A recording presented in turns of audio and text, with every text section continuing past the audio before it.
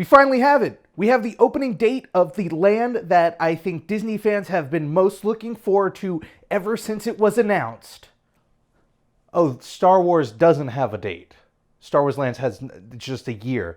We have the date for the second most anticipated land in Disney World since it was announced. Nothing on Toy Story either. Nothing on Toy Story Land. Well, there you have it. We have the opening date for the third most anticipated land coming to Walt Disney World. It's Avatar Land, Pandora, and it's opening on May 27th.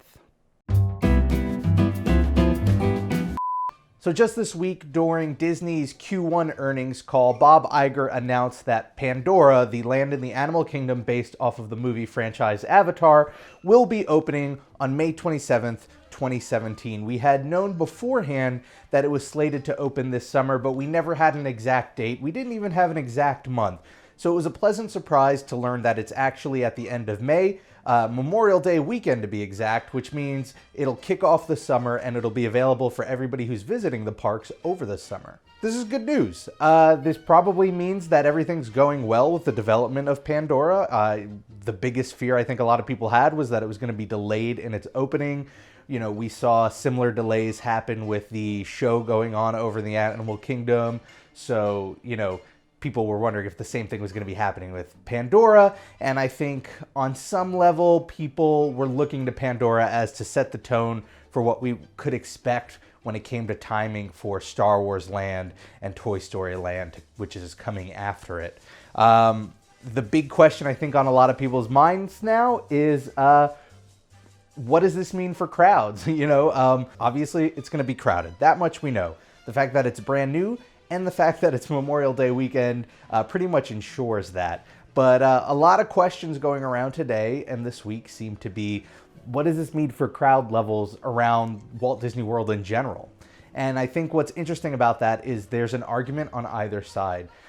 For one, this news was announced here in the beginning of February, and this is opening at the end of May. So you only have a couple of months, like 4 months before it's actually going to open. That's a pretty short window. So the real question there is how many people are actually booking trips now to go specifically for the opening of Pandora? I'm sure there'll be a lot of, hardcore fans who are going to actually do that. But I think for your average family, that's a pretty short notice to book a vacation over the summer. That said, you're still going to have a ton of locals showing up. And like I mentioned a couple of times before, this is Memorial Day weekend. So you see a lot of instances on Twitter when this news dropped of people going, oh, I was going to be there anyway that week. This is great. Because that is a pretty busy time for Disney. Now it's just going to make it busier.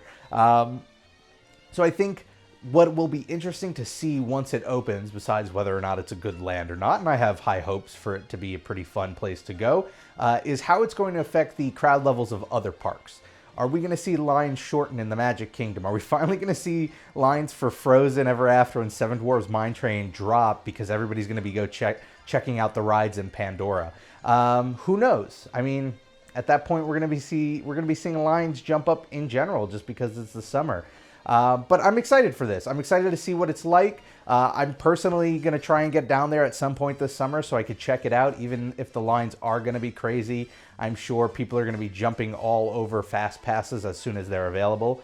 And on top of that, like I had mentioned at the top of the episode, as a joke, we do have a year for Star Wars Land, and it was confirmed on that same call that it's going to be coming in 2019, which makes perfect sense because if they do something similar and open it during the summer, it'll be just right before Episode 9 comes out, and so it'll be the perfect way to market that movie, and I think Star Wars hype will be not at its height, perhaps, but it will be pretty high over these past few years because you're going to have the end of that trilogy about to come out. So let me know what you think. Are you excited for Pandora? Are you going to be checking it out? Will you be there? Would you make plans specifically to go down and check it out? You can let me know in the comments below, or you can let me know on Twitter. I'm at RobPlays. I want to thank you all for watching. Have a great week, and I'll see you next time. Bye, everybody.